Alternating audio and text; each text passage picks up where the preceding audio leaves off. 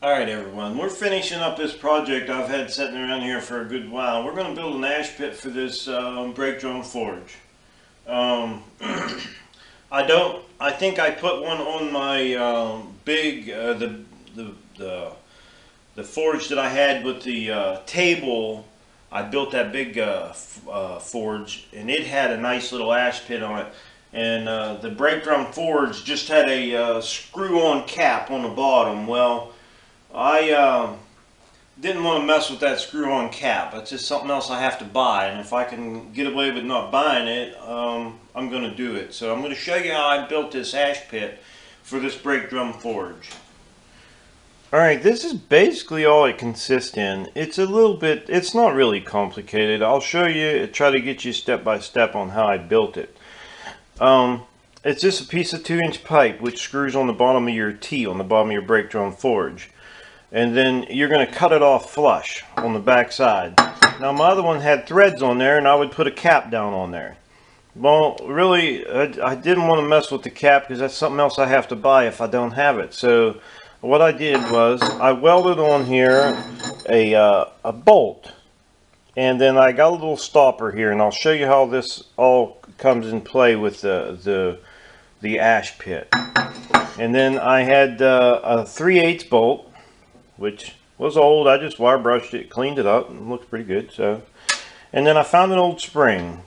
Anytime you guys find these old springs sitting around, keep them. They're great because you can use them for a lot of different things. You may not think, but you can. Okay, and then I got a piece of plate. I cut that out of another plate. I'll show you what it was. It's just a piece of scrap plate, and I welded one of my ginseng digger handles on here, so you could twist it open and close, and got a 3/8 hole drilled in the end of there. Now this actually is 2 inches round, so it fits on the bottom of that pipe. Fits right on the bottom of the pipe. And then I welded a bolt onto the 2-inch pipe. And let's see, here's actually the piece I used to make the plate on the bottom. It's an old piece of square tubing. I've been cutting it up, using pieces off of it, and I thought, why not cut and make my little flapper for my ash pit. So I'll get this put together for you. Alright, let's get this thing put together. Here's your little stopper right here. That keeps your flapper from going all the way around. You just lay your plate on the top. Then you take your bolt with your spring and slide your spring down on your bolt. And then you're going to take your bolt, we're going to shove it down in that hole and twist it and get it started in here. It's a little tight, but we want it tight because that's what's going to hold our ashes up in there.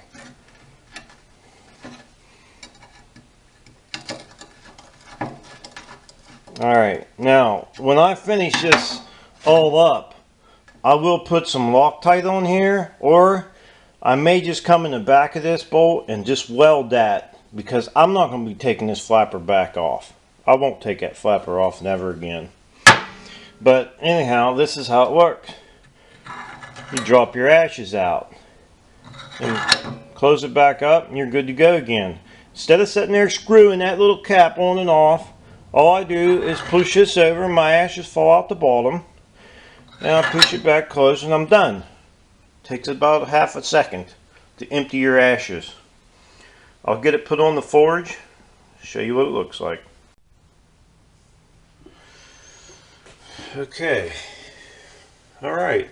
All we gotta do is get this old boy screwed up in here.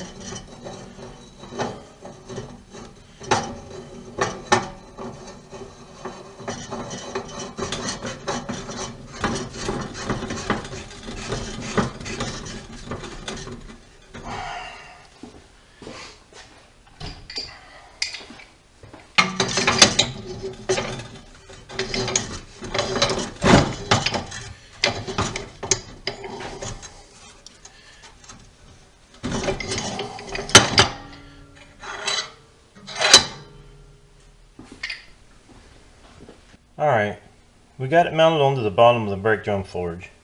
It just goes up, hooks right onto the bottom of our T, goes right up to the bottom of our pot. Comes down.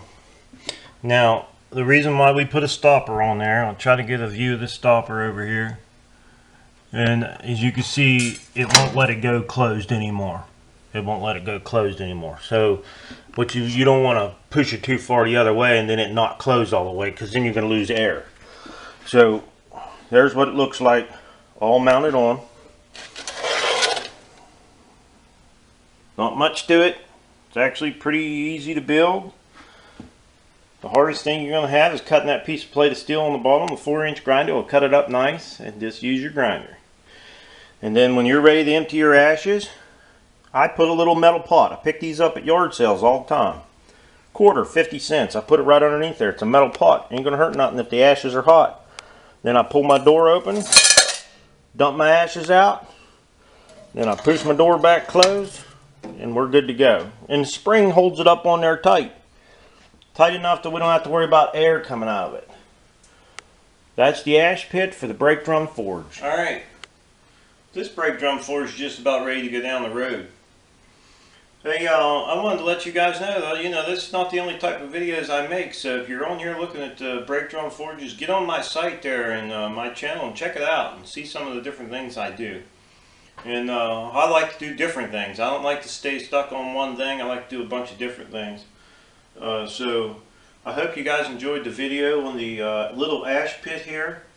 It's cheap and easy. If you got a welder and a couple little things in your garage, you can cut this thing out and put it on. It doesn't cost you a dime.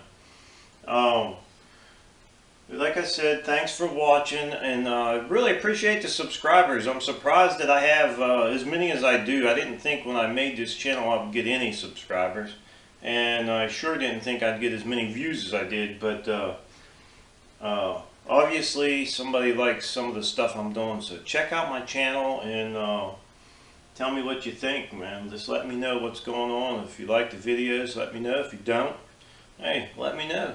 It doesn't matter to me. Thumbs up, thumbs down. Check them out.